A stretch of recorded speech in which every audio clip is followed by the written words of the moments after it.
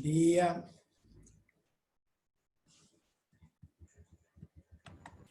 Hola Max, ¿qué tal? Buen día. Ezequiel Torres del Departamento de Comunicaciones. ¿Cómo estás? Tengo muy mal retorno ahí. Buen día, no escuché bien yo, perdón. ¿Qué tal? Habla Ezequiel Torres del Departamento de Hola Ezequiel, Comunicaciones. buen ¿Cómo te día. va? ¿Qué tal? Encantado. Bien, gracias por todo. No, por favor, ya se tiene que estar por conectar Edgardo, así hace una presentación breve y podemos comenzar, ¿te parece? Fantástico. Igual no es la hora todavía, ¿eh? No, esperamos un poquito más también porque hay gente que se está conectando todavía. Perfecto. Muy bien. Bárbaro. Ahí no sé si se ve. eh,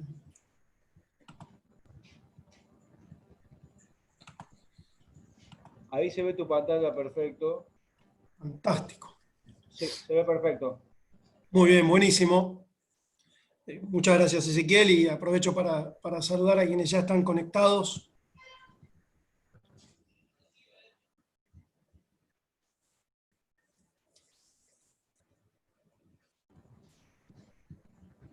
Sí, yo cuando comparto pantalla no veo el chat, ¿verdad?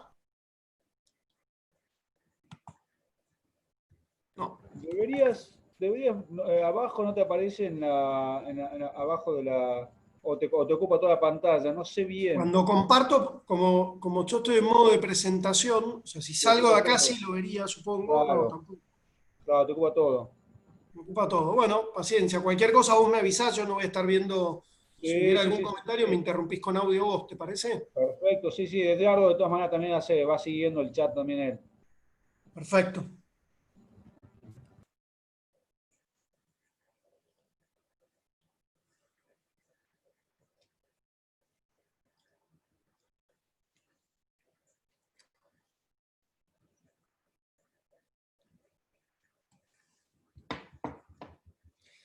Ahí Ezequiel recién me escribió una persona que se había anotado recién y no le había llegado. Buen día, Edgardo. ¿Cómo estás?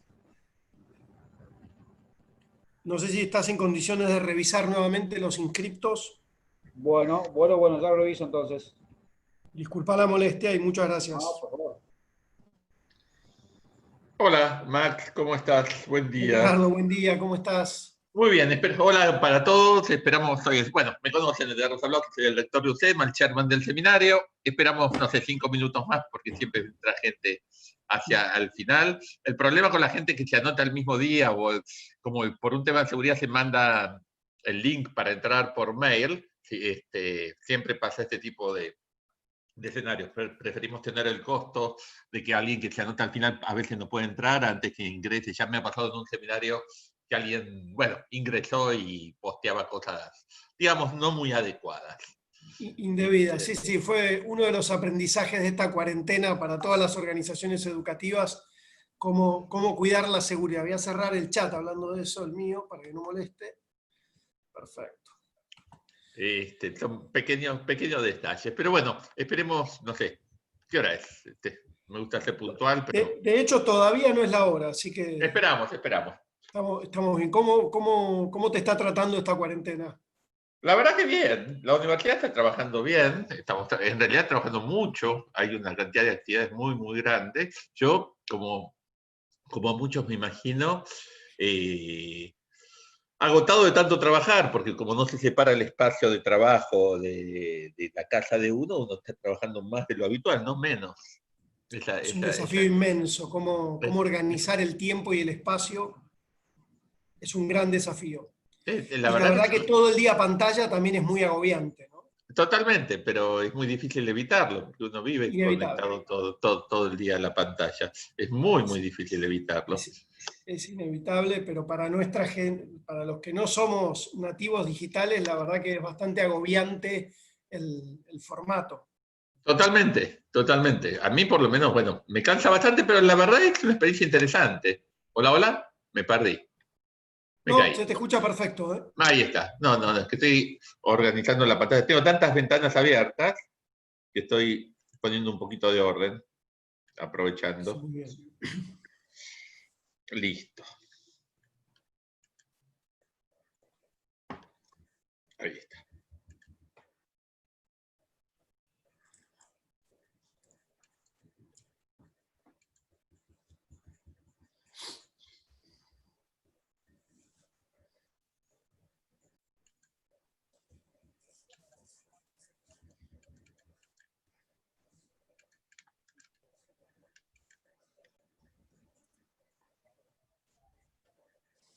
A ver acá. Listo, ahí estamos. ¿Cuántos somos? Ya somos 32, son 12:30. Esperemos un par de minutitos más y empezamos. Me parece muy, muy bien. ¿Te parece que, bueno, generamos un espacio para que vos te expongas primero y después pasan, bueno, abro el chat para preguntas, que me la van pasando por chat o las vas mirando o las voy mirando y te las voy pasando, como vos prefieras? Como ustedes quieran, yo no tengo inconveniente A tu incluso, gusto. pero lo que ustedes quieran. Mi idea era No, eso, no, no, es presentar. que normalmente, mira, yo armo esto totalmente a gusto del expositor, así que decime cómo preferís organizar el Si no espacio. tenés inconveniente, abrimos incluso a que en vez de por chat lo puedan habilitar los Por micrófono micrófonos en la segunda abierto. Sí, parte. seguro, totalmente. El Parece esquema que de esto es que tenemos hasta las 2 menos cuarto, que ahí es donde tengo que cerrarlo, y podemos darle el uso que quieras vos. Siempre hago lo mismo con los genial. expositores. Hacemos así un ratito de presentación y después abrimos a un diálogo con los colegas. Ok, me parece perfecto, Mac. Buenísimo. La Bueno, verdad no que te para saco mí es más un... tiempo. Me vuelvo a presentar. Gracias por compartir bueno, este seminario. El tema cuarentena, escolaridad de emergencia o aprendizaje esencial. Claramente es una de las grandes dudas que todos tenemos, ¿no? Que si esto, ¿qué es lo que estamos viviendo? ¿Estamos aprendiendo o estamos enfrentando la emergencia y zafando como mejor podemos si es que zafamos? Mac, todo tuyo, es tu seminario, dale. Muchísimas gracias, Edgardo, y por tu intermedio, gratitud con la Universidad del SEMA. Para mí, la verdad, es un honor y un gran gusto poder estar este mediodía aquí. Agradecer también a quienes se sumaron. Yo no veo, como estoy compartiendo pantalla, no veo cuántos somos. Edgardo recién decía que ya somos 30 y pico. Así que, En bueno, este agradecerles momento la confianza. pasamos los 40, ya va a seguir subiendo seguro en los próximos minutos. Muy bien, la verdad que yo he tenido el gusto de participar presencialmente en varias ediciones de este ciclo de seminarios de la UCEMA, y el año pasado, asumiendo como director del Colegio Pilgrims en San Isidro, la verdad que la presencialidad a mí se me hacía imposible venirme de San Isidro al centro para estar una hora y media participando del seminario y poder volver. Uno de los regalos de la cuarentena es que he podido participar de algunos de estos seminarios que el año pasado me los perdía. Gracias, decía, para todos ustedes que apostamos a diario por la educación, que estamos convencidos, como decía el inmenso Mandela, que la educación es el arma más poderosa para cambiar el mundo. Perdón, que me invadió ahí arriba, vamos a volver, ya se irá. Y yo estoy absolutamente convencido. Hay un montón de frases en este sentido que uno pudiera elegir. Vamos a tratar de meternos un poquito en este tema que nos planteaba Edgardo, ¿no?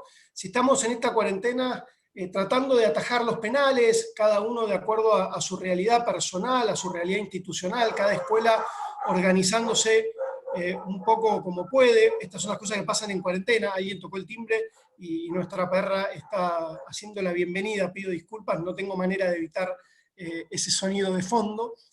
Si estamos atajando penales en una escolaridad remota de emergencia, como bien la bautizó Xavier Aragay, ese innovador español que seguramente lo han escuchado, que ha estado tantas veces en nuestro país, invitándonos a reinventar la educación, o si tenemos que atrevernos a que sea algo más profundo lo que nos está sucediendo en esta cuarentena, y tenemos que pensar desde lo personal y desde lo institucional en un aprendizaje esencial y que genere cambios profundos que lleguen para quedarse. Antes de meternos, esta foto tiene ya unos meses, esta realidad ya cambió porque los países que primero se vieron afectados por la pandemia y que entraron en cuarentena con mucho menos hoja de ruta que nosotros, sin tener ni idea qué hacer, sin protocolos que estuvieran preparados para una crisis de esta magnitud. Y a mí me conmueve esta imagen, como tantas otras, cuando uno veía en las grandes capitales de Europa animales salvajes que ganaban las plazas, que hayamos tenido, y en muchos países todavía tengamos, ¿sí?, los aeropuertos llenos de aviones estacionados, me parece que muestra la magnitud de la crisis que estamos viviendo, la inmensidad de lo extraordinario que nos toca protagonizar. Aún quienes tenemos menor nivel de responsabilidad, quienes no ocupamos funciones de gobierno y no decidimos si cuarentena sí, cuarentena no, somos protagonistas de este tiempo y tenemos que hacernos protagonistas en nuestras tomas de decisiones personales y en muchos casos quienes tenemos responsabilidades de gobierno escolar, institucionales, de tratar de que la cuarentena se pueda vivir desde la mejor manera posible. Cuando nosotros comenzamos el 16 de marzo, en realidad ya en las semanas previas, que se veía venir, algo que había empezado unos meses antes en la lejana China, lejana geográfica, pero también culturalmente. Por lo menos a mí China, con mucha admiración por muchas de las cosas que hacen, pero no siento un vínculo de cercanía, no tengo familiares, no tengo amigos allí.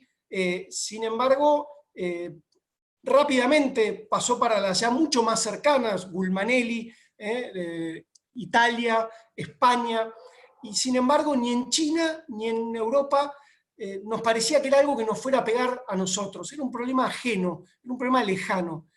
Y nos invadió, nos llegó, y un 16 de marzo a las escuelas y un 20 de marzo a todos nos anunciaron que teníamos que entrar en cuarentena. La mayoría de nuestras organizaciones educativas, de nuestras escuelas, de nuestras comunidades, no estábamos preparados para esto, con lo cual las primeras semanas fueron bien caóticas. En general, de lo que uno ha vivido y de lo que uno ha compartido con colegas, las primeras semanas ahogamos a nuestros estudiantes, ahogamos a nuestros docentes, nos autoexigimos más de la cuenta y fueron semanas insufribles. Al tiempito empezamos como a hacernos un montón de preguntas, a reorganizarnos, a entrar en un estado de ateneo permanente, equipos directivos, equipos docentes, y a preguntarnos, bueno, esto que se alarga, no son 2 semanitas nada más, ¿cómo lo vamos a transitar? ¿Cómo vamos a tratar de dar las mejores respuestas? Nosotros en el Colegio Pilgrims, ¿sí? el colegio en el que soy director general y director de secundaria en la sede de San Isidro, nos propusimos rápidamente 2 objetivos principales en aquel entonces y que sostenemos aún hoy, que son la pedagogía de la cercanía y la continuidad pedagógica. Que cada uno de nuestros estudiantes pueda sentir que su maestro, su maestra, su profe, su colegio en general camina a su lado, ¿sí? que estamos muy cerca para acompañarlos. A veces lo logramos mejor, a veces no tanto, por supuesto. Pedagogía de la cercanía y continuidad pedagógica. De continuidad pedagógica vamos a retomar más adelante. A las poquitas semanas de ese caos nos juntamos con un grupo de estudiantes a conversar y un chico de sexto nos dijo algo que a mí me quedó muy grabado y me sigue retumbando permanentemente. Están pasando cosas raras, hay que tomar decisiones raras. ¿Y cómo nos cuesta tomar decisiones fuera de la caja? Atrevernos a salir del molde, aun cuando la realidad sea tan evidente, los aviones estacionados, los jabalíes en las plazas, nuestros chicos, nuestros profes, todos en nuestras casas haciendo un trabajo remoto en el que no estábamos demasiado entrenados, aún aquellas comunidades educativas que quizás estábamos un poquito más avanzadas en la incorporación de tecnología al aula, la verdad que nos ha costado y nos cuesta tomar decisiones raras, nos cuesta darnos permisos que son tan necesarios. Yo escuché hará 2 meses en este mismo ciclo de seminarios a mi querido amigo Juan Segura traer a colación la historia de Alex Zanardi, porque en este tiempo se habla mucho de la crisis como oportunidad. Y Juan nos compartía la historia de este piloto de automovilismo, 2 veces campeón, que lo ganó todo y sin embargo la vida en un tremendo accidente le arrancó, le amputó sus 2 piernas, y Juan nos hacía reflexionar que seguramente Zanardi el día de su accidente no experimentó una oportunidad.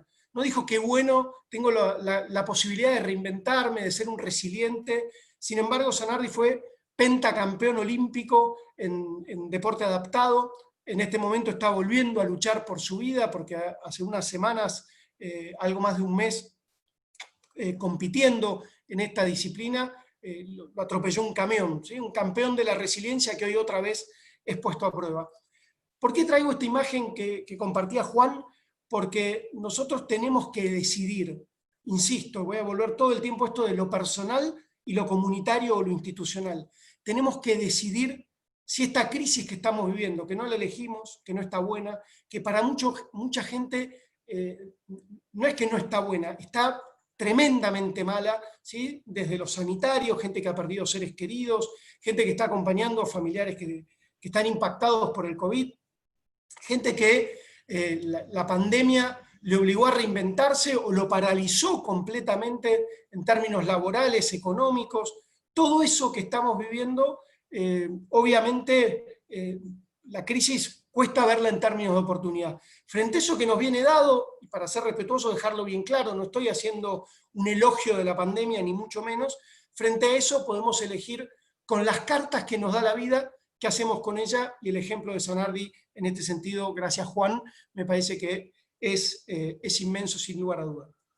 Lo primero que quisiera compartir es que la pandemia y la cuarentena, en términos educativos, pero me parece que en las demás dimensiones también, fue como un efecto Zoom, no el Zoom que estamos usando ahora para comunicarnos. Afortunadamente esto nos pasó en 2020 y no en 1990, porque la verdad es que hubiera sido mucho más difícil, quizás no tanto la pedagogía de la cercanía, en aquellas escuelas que tienen una realidad más geográfica de cercanía, pero sin duda la continuidad pedagógica 20 años atrás o 30 años atrás hubiera sido muy compleja. Zoom en términos fotográficos. Hizo zoom frente a la realidad del 13 de marzo. ¿Qué pasaba antes de entrar en cuarentena escolar?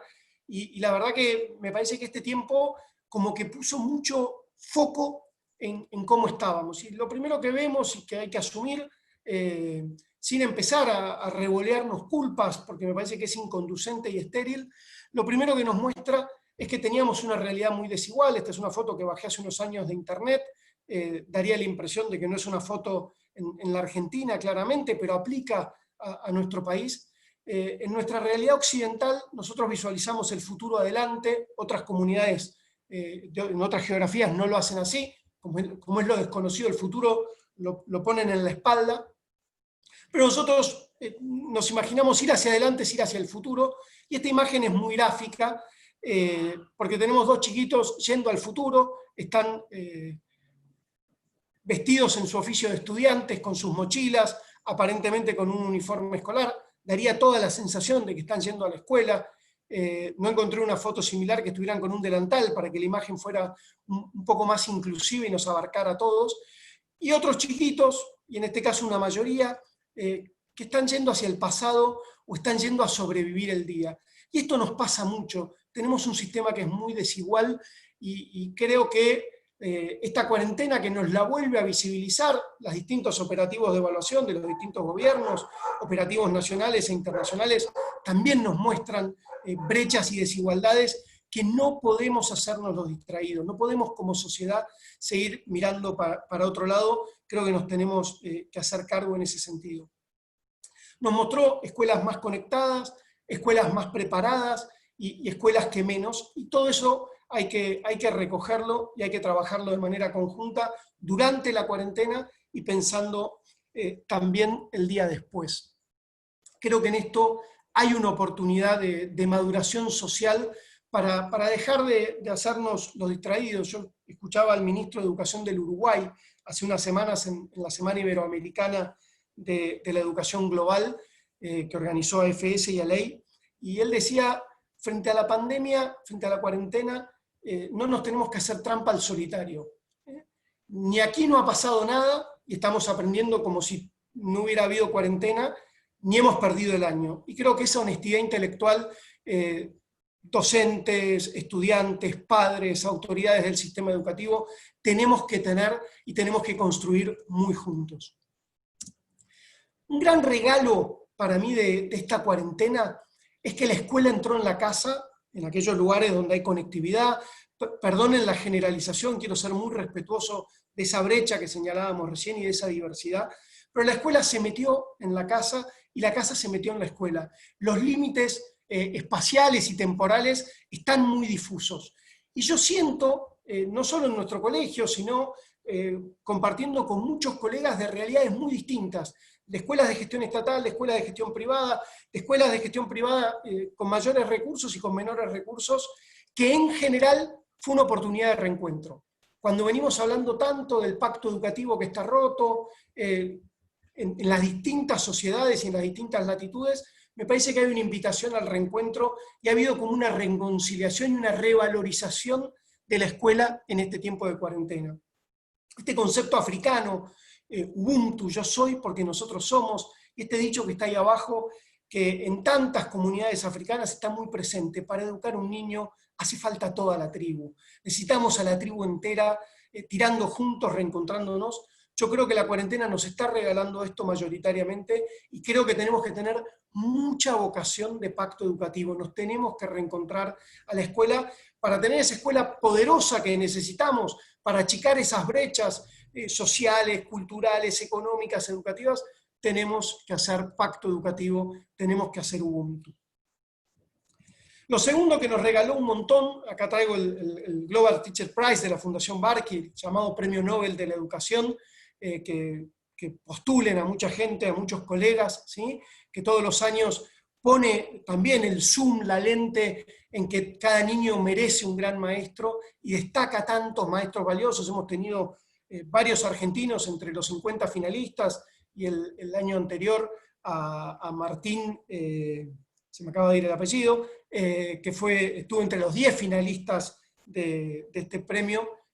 ¿Por qué lo traigo? Porque otra de las grandes cosas que nos regala esta cuarentena, y creo que es una oportunidad para tomarla y no volver al lugar natural, es la revalorización de la docencia. En una sociedad que por ahí era como ambigua en cuanto valoraba nuestra profesión, y donde había cierto sentir de que cualquiera puede ser docente, no es tan difícil enseñar a leer, escribir, a sumar, a dividir, a multiplicar. Bueno, me parece que muchos papás empezaron a decir, vuelvan a la escuela, por favor, qué importante la obra que llevan adelante maestros, maestras, profes, ¿sí? Y creo que eso es una inmensa oportunidad, sin lugar a dudas, de revalorizar la educación. Y cuando yo era chico, solía irme todo el verano al campo de unos tíos, que en la provincia de Entre Ríos, en Rosario del Tala, y como era un chiquito, un gordito porteño, me daban matungos viejos. Yo me iba todo el día a andar a caballo y fascinado, disfrutaba mucho. Pero algo que me llamaba poderosamente la atención es que estos caballos, con un jinete, me quedó Zanardi en la cabeza, un jinete no experto, a cierta hora de la tardecita el caballo decidía que volvía para las casas, como dice el gaucho. Y pasara lo que pasara, el bicho me llevaba otra vez para las casas. Y me parece que la cuarentena nos está dando un montón de oportunidades que nosotros tenemos que convertir en oportunidades, como decíamos antes, pero que tenemos el peligro que a medida que vayamos volviendo a la nueva normalidad, el caballo nos tire para las casas, en que volvamos a la zona de lo seguro, de lo conocido, de lo que siempre se hizo así, y tenemos que estar muy atentos para convertir entonces la crisis en oportunidad. Otro gran regalo para convertir en oportunidad es que los chicos han crecido mucho en autonomía y nuestros docentes también. En un sistema que está formateado en el paradigma del control y que creo que en esta pandemia tenemos que tratar de ir migrando a un paradigma de la confianza con nuestros estudiantes y su vocación de aprender, que por supuesto hay que estimularla, hay que invitarlos al asombro permanente, y a nuestros docentes y a nuestras instituciones educativas, paradigma de la confianza, fortalecimiento de la autonomía. Creo que hay allí una oportunidad extraordinaria. Otro regalo, ¿sí?, es el boom, la moda, ¿sí?, de webinars, de seminarios, de foros, de jornadas. Creo que nunca nos hemos capacitado tanto en tantas instituciones diferentes, de manera gratuita, y eso es una buena noticia, y yo creo que llegó para quedarse. Decíamos en la previa con Edgardo, yo comentaba que a mí a mí el año pasado, la verdad que no pude ir nunca al seminario, y otros años sí, me iba, trabajando en el centro me era más sencillo poder irme 1 hora y media al mediodía a enriquecerme de este seminario. Creo que cuando volvamos seguramente las instituciones buscaremos algún sistema híbrido en el que podamos algunos disfrutar de la presencialidad, que tiene claramente otras riquezas y otras potencialidades, pero muchos, ¿sí?, uno se va encontrando con colegas de otras latitudes, y por ahí en algunos espacios que tienen esos espacios de salas pequeñas para compartir, uno se enriquece con un colega de Guatemala, de Costa Rica, de Málaga, de tantos lugares y de tantas realidades diversas, y eso es oportunidad extraordinaria.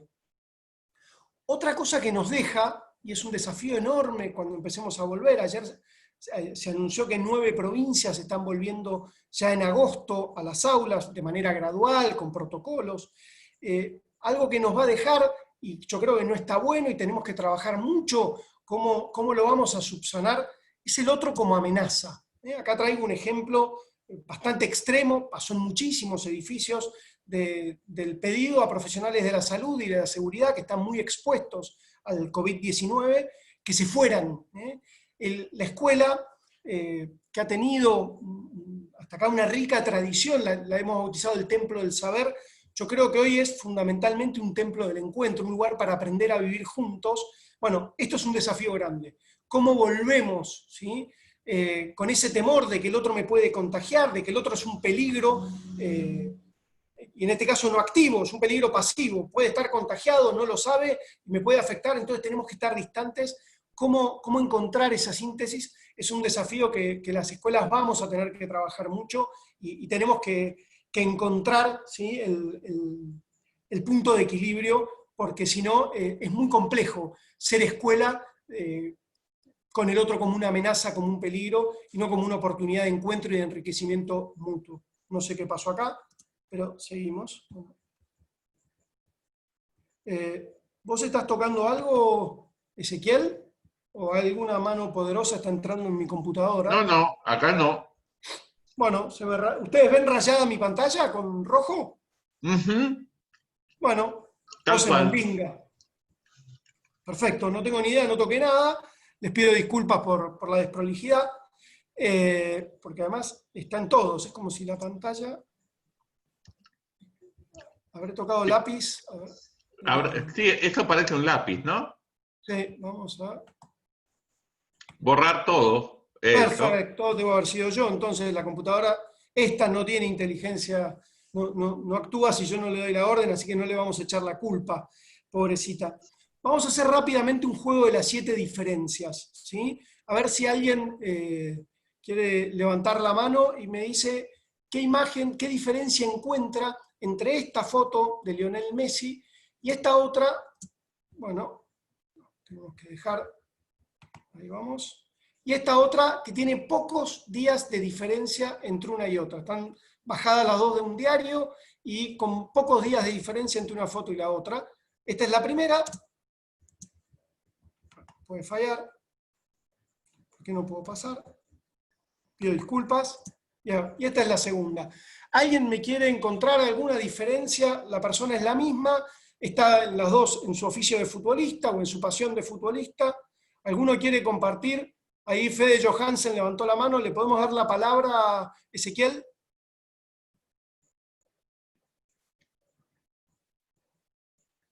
En realidad creo que Ezequiel no está, pero espera que... Yo voy a habilitar todos los micrófonos de una vez y que cada uno... a ver, un segundo. Les pedimos ahí que sean respetuosos de la asignación del uso de la palabra. Después vamos a abrir un conversatorio todos. Un segundo que... Participantes... Acá está. Compartir. Abrilo, yo creo que se pueden abrir. A ver si... Chequealo, por favor. Fede, ¿podés hablar ahí vos? No, si no... A ver, un segundo, pues... pero yo estoy como anfitrión, sí, ahí está. Un segundo.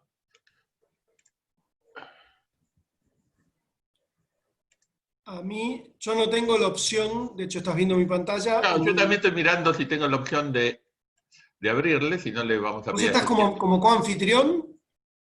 Sí, estoy. Si no seguimos, pido disculpas y yo imagino... Seguí mientras yo intento... Dicho sea de paso, fue rector, cuando yo estaba en la primaria, él era rector del secundario, no llegué a tenerlo como rector, pero después fue mi jefe, fue cuando empecé a trabajar... Ya tiene abierto, sí, lo puede abrir él solo. Cada uno puede abrir el suyo. Ahora estoy. Ahora me debes estar escuchando. Un honor, Fede, que estés ahí, gracias. Muchas gracias. No, lo que veía es que en un caso hay un sentimiento de soledad, que está caminando absolutamente solo, y en el otro hay un equipo, está como festejando con alguien. Eso es una de las diferencias que veo, una de las 7, ¿no? Perfecto. Gracias, Fede. ¿Alguno más? Levanta la mano y se habilita el micrófono.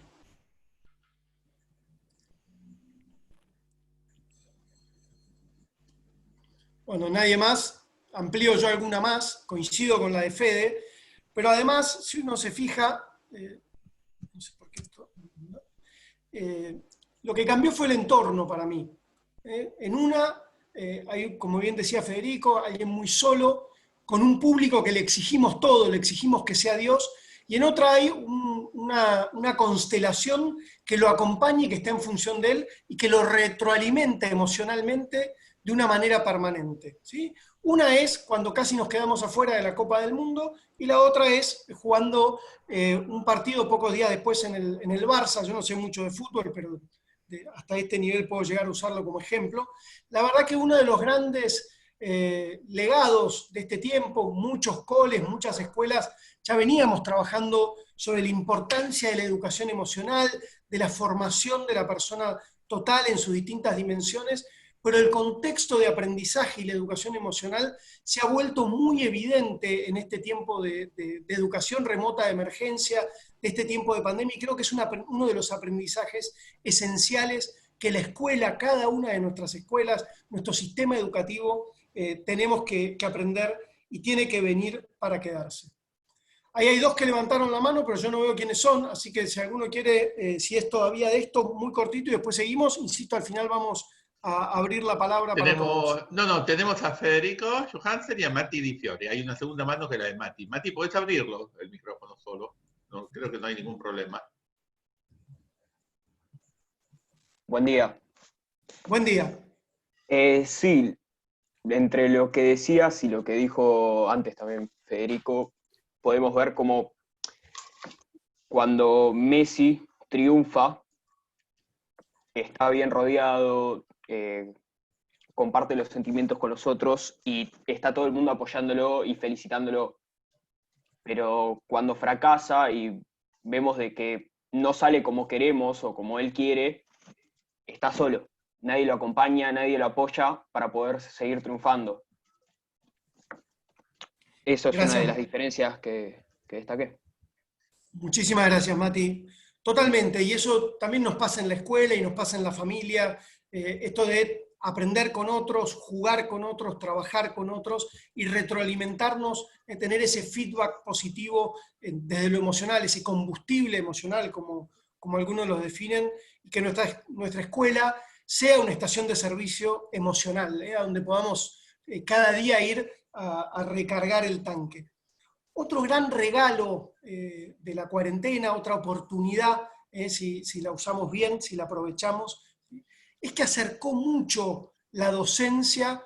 Fede, ¿estás volviendo a levantar la mano o me aparece un pedido viejo? No, estaba levantada la mano de Mati Di Fiore todavía. Bájala, por favor, Mati. Pues a mí me apareció cartel de Federico nuevamente. Seguimos, si no, cualquier cosa lo volverá a levantar. Yo te aviso, yo cualquier mano levantada te aviso. Yo tengo Gracias, delante Ricardo. mío igual acelero, trato de cerrar esta primera parte y abrimos luego. Vale, en este momento tenemos 70 participantes, así que ahí va a haber retroalimentación abundante. Vamos. Qué honor, gracias a todos por la confianza. Otra oportunidad, decía, es que acercó y humanizó mucho nuestro rol docente. Nuestros chicos, decíamos al inicio, la escuela se metió en casa y la casa se metió en la escuela. Bueno, aparecieron, a muchos colegas les ha costado y les cuesta mucho esto, los hijos que entran en el aula inevitablemente, los hermanos, o sea, hay un montón de realidad escolar que se nos metió y eso es una oportunidad. Se humanizó y se acercó la docencia. Este es un inmenso profe de nuestro colegio, papá de exalumnos, abuelo de alumnos y profesor de matemática, fundador del Club del 10, donde invita a aquellos que ya se negaron con la matemática, y dice, yo no sirvo para esto, bueno, le genera un espacio aparte donde pueden ir con el compromiso de que van a trabajar juntos hasta que consiga su 10 en matemática y le pierda el miedo a esa disciplina tan linda, pero que ha tenido y en general tiene tan mala prensa. Rafa les dio una clase, habitualmente no viene de traje al colegio, sin embargo les dio una clase muy formal, toda de traje, y al finalizar corrió el Zoom, ¿sí? y apareció vestido de fútbol abajo, los chicos se mataron de risa, y va generando espacios de encuentro.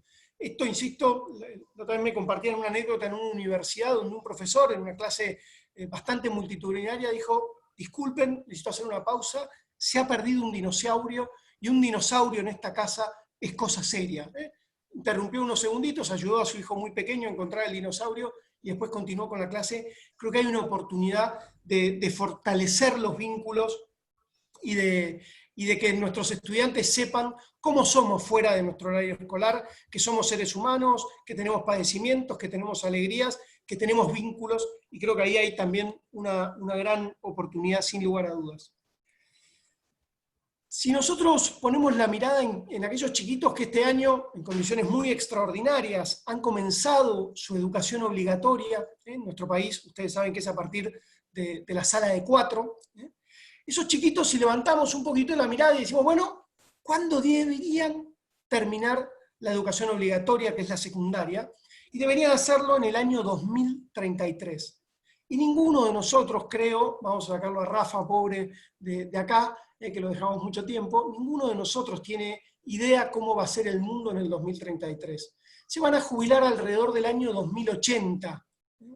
Y muchos de estos chiquitos, ¿sí?, que nacieron en el año del Bicentenario de la Patria, van a celebrar, van a tener solamente 100 años, la ciencia médica, que está haciendo cosas enormes en este tiempo con la amenaza del COVID, la ciencia médica nos ayuda, y la calidad de vida y un montón de factores, a vivir cada vez más. Muchos de ellos van a celebrar la Argentina del tricentenario.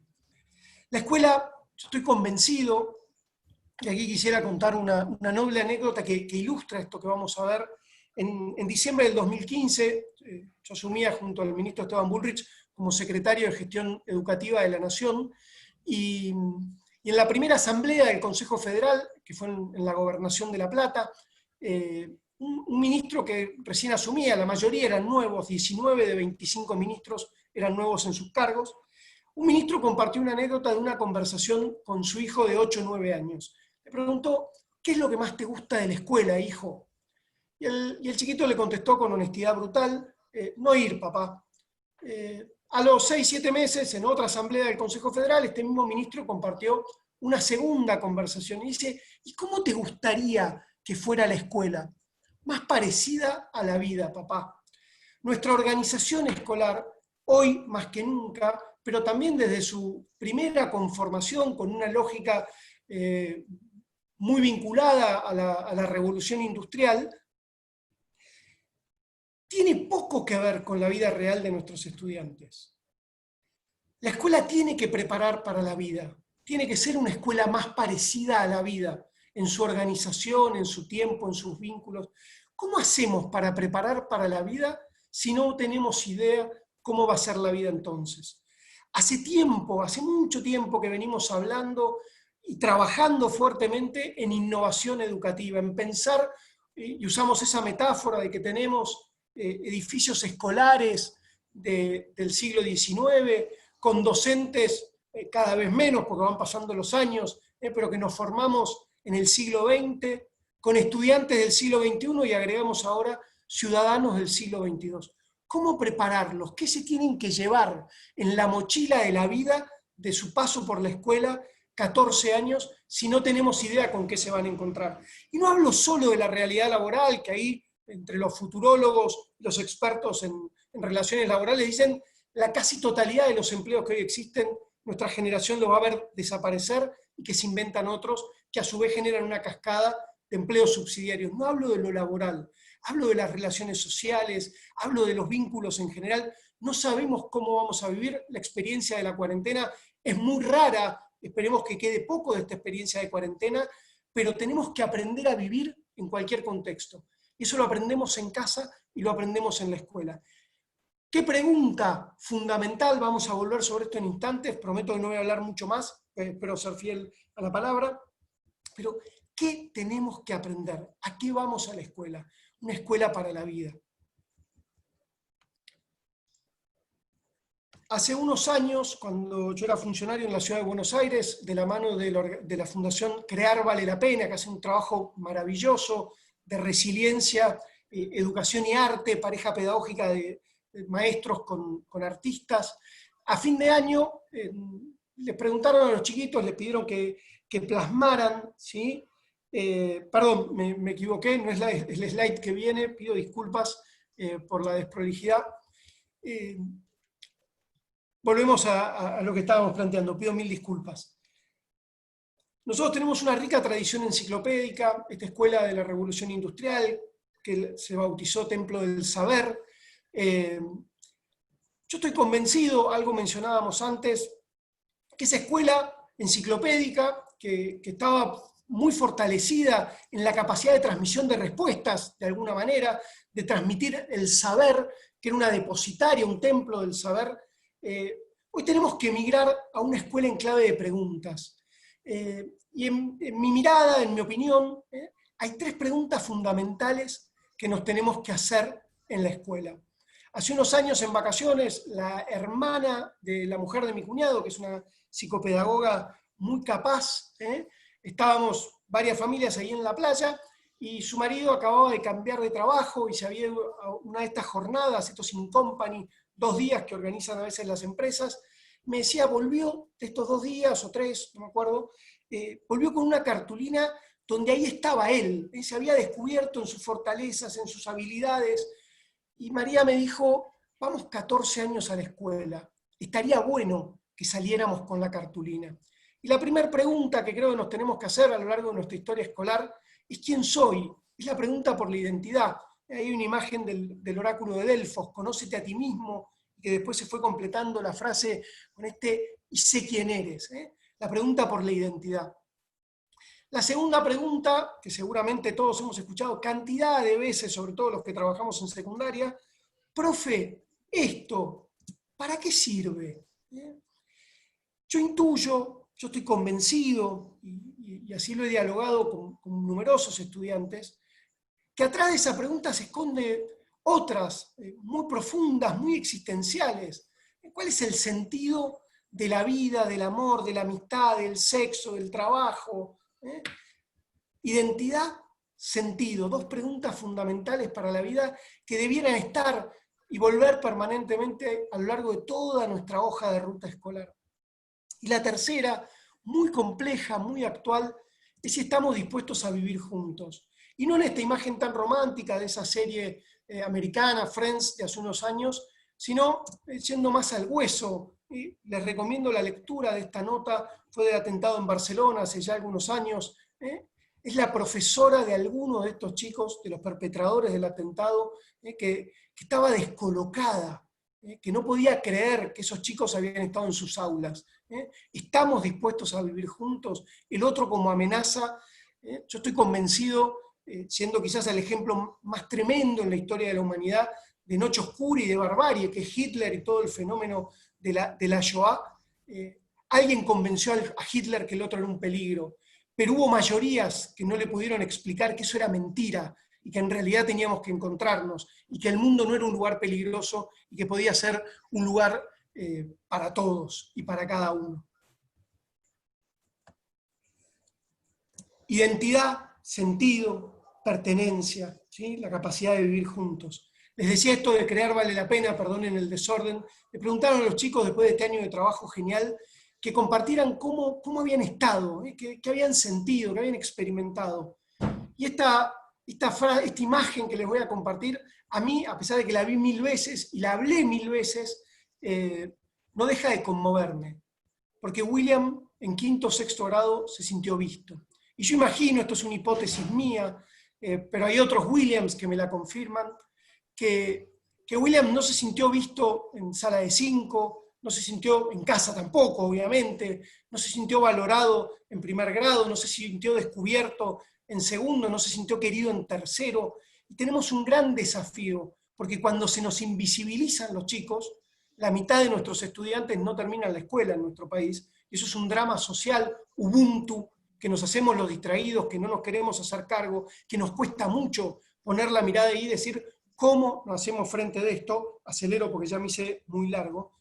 Necesitamos que todos los Williams se sientan vistos, valorados y descubiertos.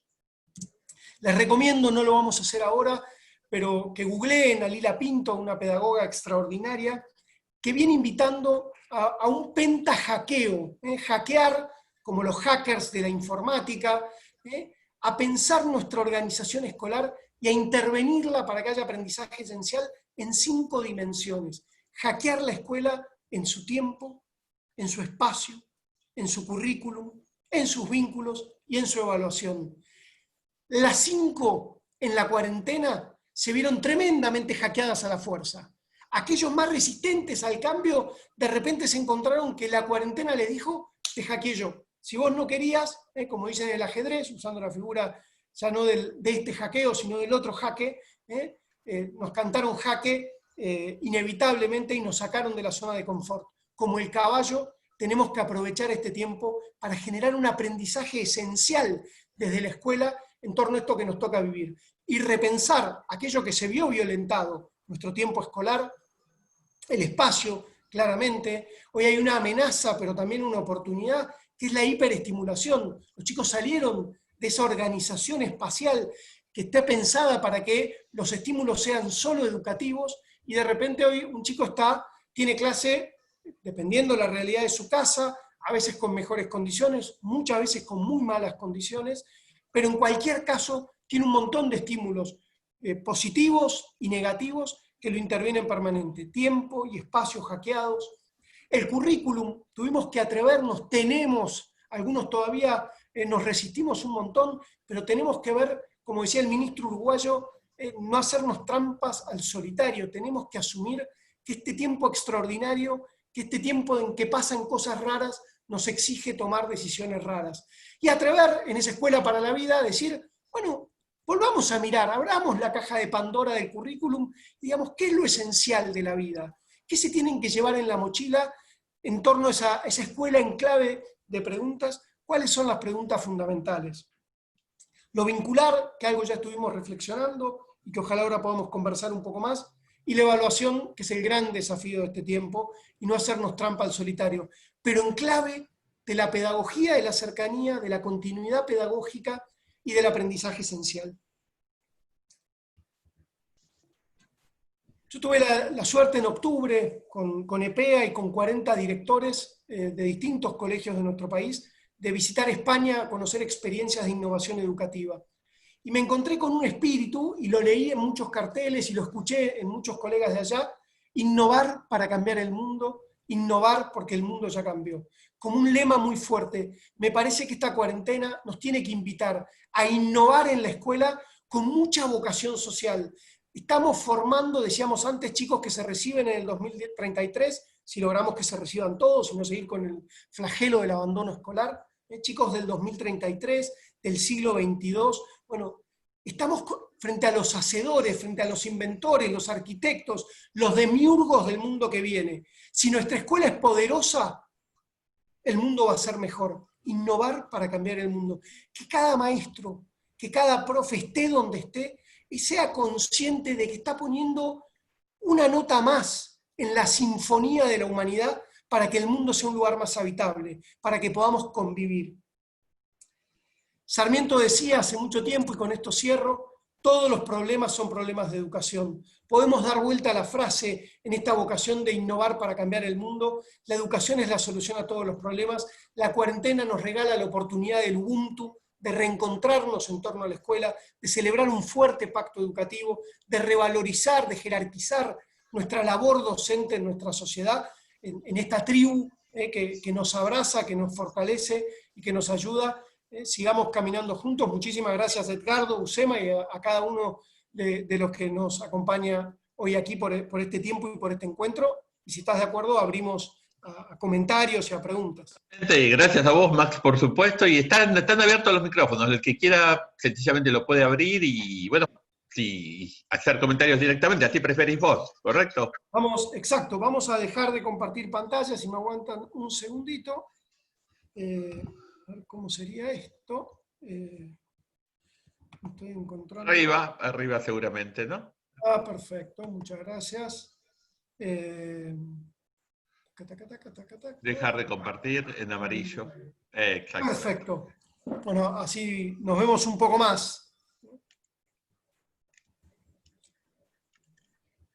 Fernanda Bueno, Bendinelli dice, quiero hacer una pregunta. Adelante, están los micrófonos abiertos. Bueno, buenos días a todos, o buenas tardes ya a todos. Bueno, gracias Max, realmente súper interesante todo lo que has hablado. Bueno, yo he concurrido a tu escuela, de la cual vos hoy sos director. Yo he ido al Pilgrims también, entre tantas otras, por diferentes circunstancias. Vos bien sabés, porque nos conocemos desde el ministerio. Yo soy rectora, para quienes no me conocen, del IFTS 23, Instituto de Formación Técnico Superior de la Ciudad Autónoma de Buenos Aires. Ahí tenemos 3 carreras: gastronomía, hotelería y turismo. Quizás mi pregunta va dirigida no a todo el público que hoy está presente, pero sí a vos, Max. No puedo evitar al perro, yo tampoco. Se te escucha, no te preocupes. Vos hablabas, y estoy absolutamente de acuerdo con la integración de la familia, hablabas de que, justamente he tomado nota, por eso lo voy a leer un poquito, de que esta metodología ha llegado para quedarse, o esto entendí, y esto es lo que yo creo también. Ahora, mi pregunta puntual, para no desvariar y no hacer un discurso, si no todos hacemos discursos, es, ¿qué pasa? Porque vos estás a cargo del Pilgrims, y bueno, y hay muchas escuelas que tienen muchas oportunidades para luego continuar la etapa que venga, que seguramente va a ser semipresencial, de acuerdo a todo lo que he estado leyendo y escuchando. Vos sabés muy bien, porque conocés mi institución, que en todo caso nosotros tenemos un universo de jóvenes, de chicos y chicas y no tan jóvenes, que vienen de un contexto social más modesto, en donde en muchos casos no hay computadoras en la casa. Hoy por hoy estamos trabajando ellos con teléfonos. Tengo profesores que se les rompe la computadora y tengo que ver la forma de cómo hacerles llegar una computadora, porque en realidad desde el ministerio, desgraciadamente, han podido ayudarnos un poco, pero no todo lo que quizás necesitábamos ante todas estas circunstancias. Pero digo, ¿qué va a pasar? ¿Cuál es tu opinión de lo que va a pasar en esta nueva etapa para aquellos que tal vez no tienen las facilidades que puedan tener en algunas escuelas o universidades en donde la capacidad económica o social es mayor? Porque ahí yo veo varias dificultades y esto me preocupa. Me gustaría saber cuál es tu opinión al respecto, y si tenés alguna idea de cómo podríamos, no hay magia en esto. Yo también escuché el otro día, estuve en el mismo seminario que vos, escuché al ministro del Uruguay, me pareció un seminario extraordinario. Pero ¿cuál es tu opinión para cómo sobrellevar y ir exigiéndole a nuestros docentes, que han hecho un esfuerzo, yo creo que brutal, porque ninguno está acostumbrado a esta metodología, y mucho menos nuestros alumnos, que desde el teléfono por ahí, que además son en el 95% son trabajadores, pero han hecho un esfuerzo fantástico. Yo estoy muy orgullosa de mi institución y todos ellos, pero ¿cómo seguimos, no? ¿Cómo seguimos luego de esto para quienes no tienen las oportunidades que quizás Clarísimo, Fer. vos has nombrado aquí? Gracias. Gracias, Fer. 2 cosas en ese sentido. En primer lugar, vos decías, bueno, esto como que no se va. Yo insisto con la metáfora del caballo a las 7 de la tarde. Va a ser aquellas cosas, aquellos aprendizajes del tiempo de cuarentena, aprendizaje como sistema educativo, que no queremos perder. Va a haber que trabajar mucho para que se queden, porque el caballo va a tender a volver para las casas a las 7 de la tarde. Ahora, repetido esto, lo segundo, yo creo que hay, en el marco de ese Ubuntu, de ese pacto social, hay que pensar un camino de fuerte inversión socioestatal, ¿sí?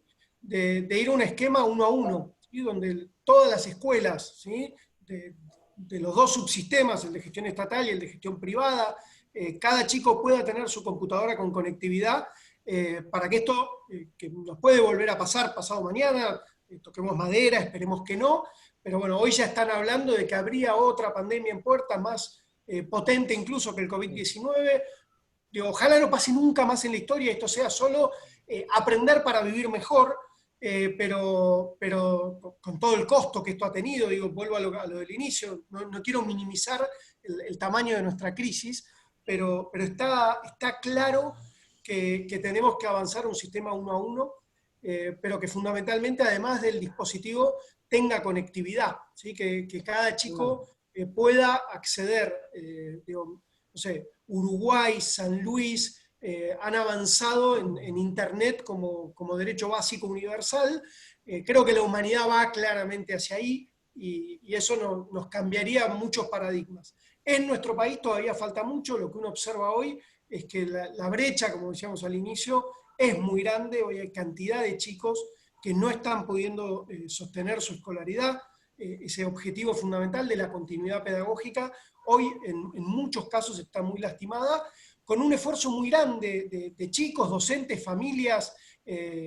Uno charla con colegas con realidades, con poblaciones similares a las tuyas, o incluso con estudiantes con menores recursos. La foto del inicio, la maestra que es en la Villa 31, es mi mujer, ¿sí? Que trabaja hace ya varios años allí, y la verdad que uno ve el esfuerzo personal, familiar, institucional de cada colega, mayoritariamente. Por supuesto, esto también te muestra, en las crisis las personas sacamos lo mejor y sacamos lo peor de nosotros mismos, y bueno, acá también emergieron grandes héroes, ¿sí? Grandes héroes cotidianos de las aulas, de las enfermerías, de las guardias médicas, pero también aparecieron otros que, como decía Larguirucho, nunca falta, ¿se acuerdan en el dibujito aquel? Nunca falta alguien que sobre. Hay algunos personajes que la verdad que no honran las distintas profesiones, pero mayoritariamente me parece que hay que estar muy contentos con el esfuerzo. Sí creo que hay que salir de un esquema más de voluntarismo e ir a procesos más de encuentro. Yo mencionaba al ministro, a mí me sorprendió mucho en ese seminario que él dijera: nosotros asumimos pocos días antes de la cuarentena, y muchas de las cosas que nuestro gobierno pudo hacer bien fue por méritos del gobierno anterior. Y la verdad que es una madurez ciudadana y política que uno envidia, ¿sí? Digo, me parece que es muy bueno tener, vos fuiste diputada nacional y legisladora de la ciudad.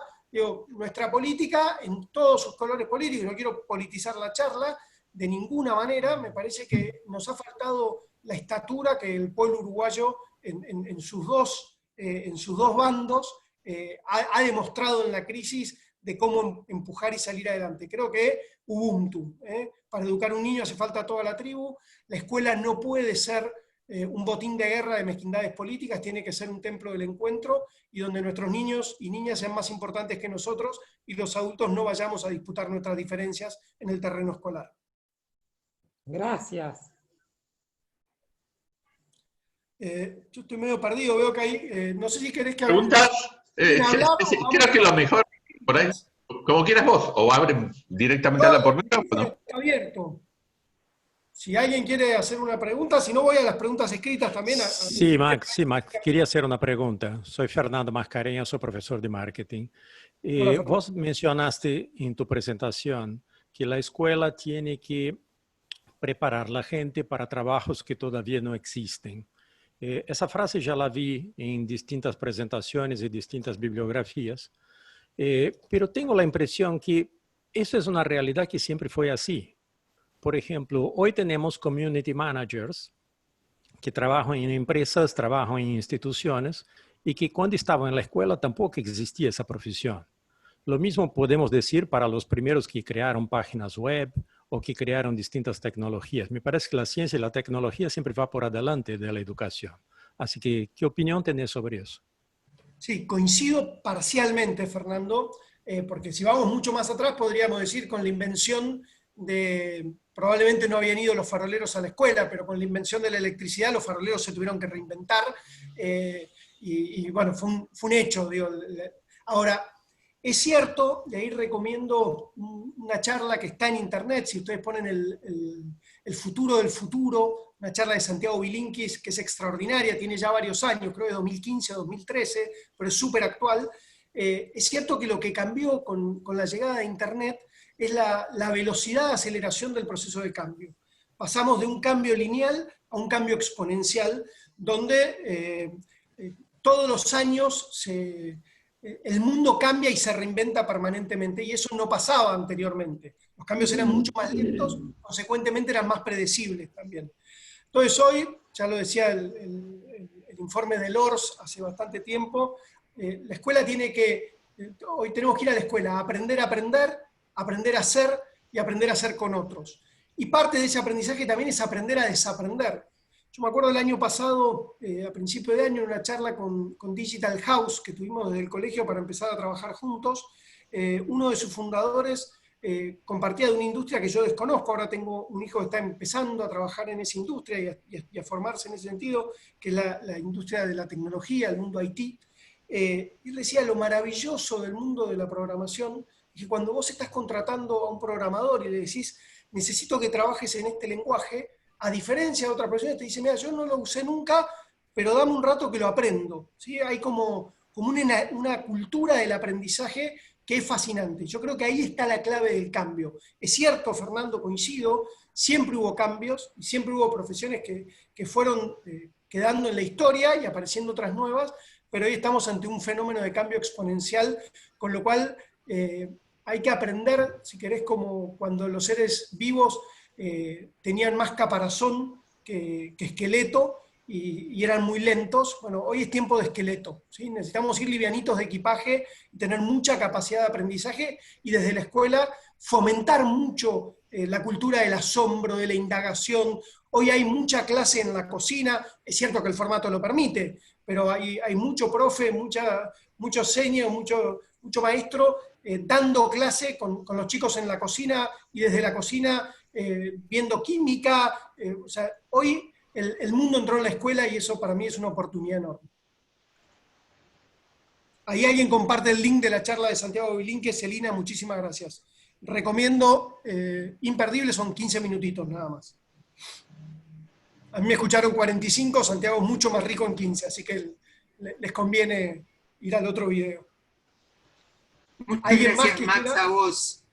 Gracias a vos, te decía, de verdad me llevo un montón de anotaciones de la charla, y la verdad es que lo que más me queda es esto de la pedagogía de la cercanía. Yo soy licenciada en educación, pero en este momento estoy participando acá como mamá de 3 adolescentes, trillizas, cursando la secundaria desde casa, y tratando de aportar lo que puedo para que los profesores...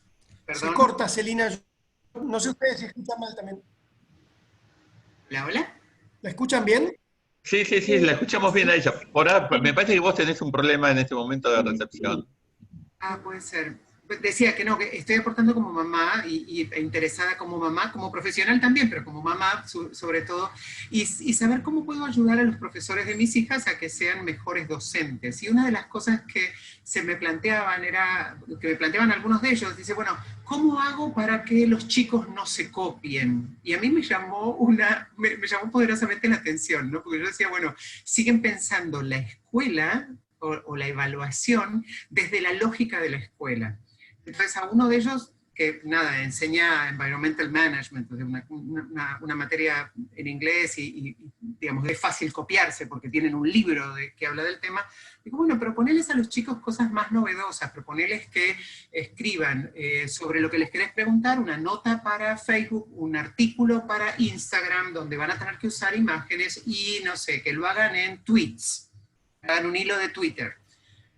Me dice, pero ¿cómo se te ocurrió? Le digo, básicamente mirando a las chicas, ¿sí? O sea, viendo cómo ellas se manejan. Y yo creo que mucho de lo que dejó al descubierto la pandemia es la falta, el agujero gigantesco que tenemos en formación docente.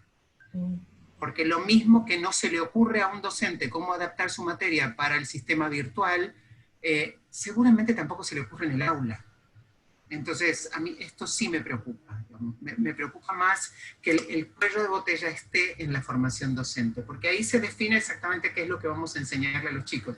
Y de lo que vos decías, me llevo lo de la pedagogía de la cercanía y enseñar pertenencia y raíces, adaptabilidad como modo, espejo donde los chicos se miren para que sepan y se vayan con la cartulina, y sobre todo sentido de propósito, ¿no? ¿Para dónde vamos? Así que muchísimas gracias, Max, fue un gran abreojos esta charla, te agradezco mucho. Gracias, gracias Celina. Imagino que encontrarte con trillizos también fue, digo, uno no está formateado para algunas cosas, y como la cuarentena, la escuela te hace de catalizador de proceso de innovación.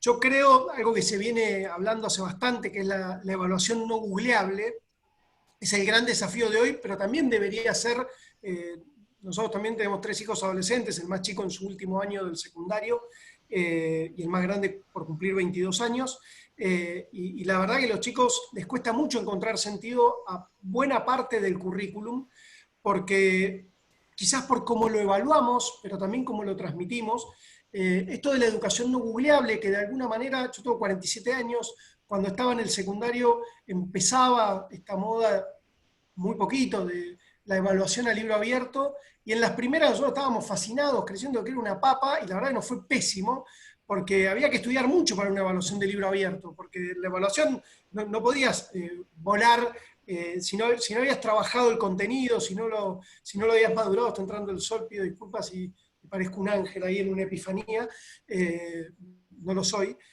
Con lo cual creo que el desafío es la educación no googleable. Es mucho más fácil decirlo que hacerlo, también digo en defensa de los colegas, ¿no? Porque, bueno, preparar una evaluación es como un iceberg, ¿sí? O como dicen en las artes marciales, entrenamiento duro, combate fácil. Es mucho tiempo preparar una buena evaluación para que le sirva a los chicos y para que después sea corregible en tiempo y forma.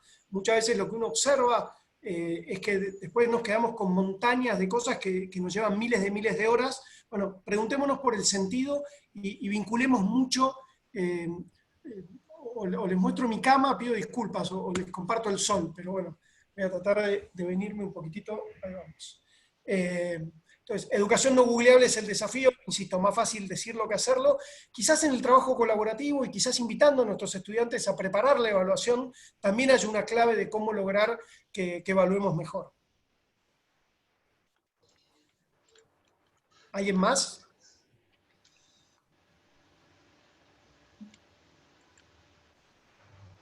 ¿Preguntas? Todavía tenemos unos minutitos más, que ahora son 33, tenemos 10 minutos más si quieren hacer alguna pregunta más. Una cosita, perdón, que viendo el comentario recuerdo lo que decía Aprovechar. Celina. Sin duda hay un desafío enorme de formación docente. Creo que Ubuntu, creo que como tribu, hay que mirar. Tenemos casi 1.400 institutos en nuestro país, eso es inédito en el mundo, más universidades que también forman docentes. Creo que hay que hacer una gran apertura. Hay mucha mezquindad en torno a eso, hay mucho interés sectorial, de distintos sectores, ¿sí? De sectores políticos, sectores sindicales, sectores religiosos. Me parece que hay que poner la formación docente arriba de la mesa en un diálogo franco. El tema es que, como vuelvo al ejemplo del ministro, es difícil ir a un diálogo franco en una sociedad de grandes jugadores de truco, pero si seguimos haciendo de la escuela un botín de guerra de política y de los institutos de formación docente un coto de casa, estamos perdidos. Así que con mucha generosidad hay que abrir la caja de Pandora, hay que ponerla arriba del social. Hola. Hola, Max. Sí. ¿Quién es? ¿Qué tal? Paula Saja, ¿cómo estás? ¿Cómo estás? Qué gusto escucharte tanto tiempo. Bien. Está en la conferencia también Cristina, ¿eh? Cris, gran rectora de un instituto de formación docente, gran amiga. Ya jubilada. Jubilada. Bueno, yo soy contadora pública, así que no tengo, bueno, la docencia la toco gracias a haber escuchado a mi mamá y a vos tantos años. Pregunta que yo voy a hacer.